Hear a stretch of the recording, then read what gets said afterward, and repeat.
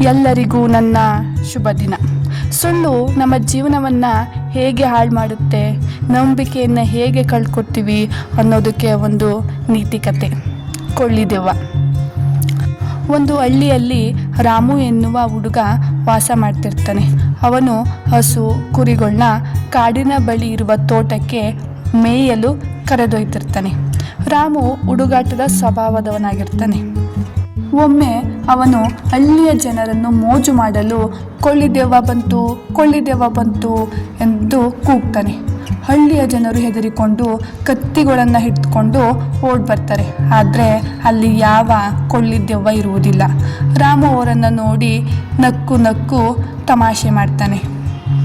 ಮತ್ತೊಮ್ಮೆ ಅವನು ಅದೇ ಹುಡುಗಾಟ ಮಾಡ್ತಾನೆ. ಹಳ್ಳಿಯವರು ಮತ್ತೆ ಓಡಿ ಬರ್ತಾರೆ.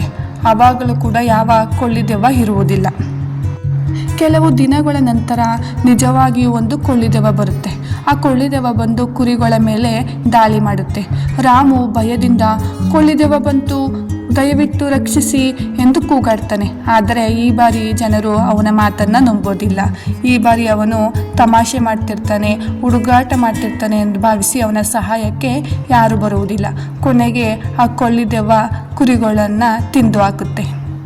ಈ ಕಥೆಯ ಪಾಠ ಏನು ಅಂತಂದರೆ, ಸುಳ್ಳು ಮಾತು ಹೇಳಿದರೆ ಜನರು ನಂಬುವುದಿಲ್ಲ, ಸತ್ಯ ಹೇಳಿದರೂ ಕೂಡ ನಂಬಿಕೆ ಕಳೆದುಕೊಳ್ಳುತ್ತೇವೆ.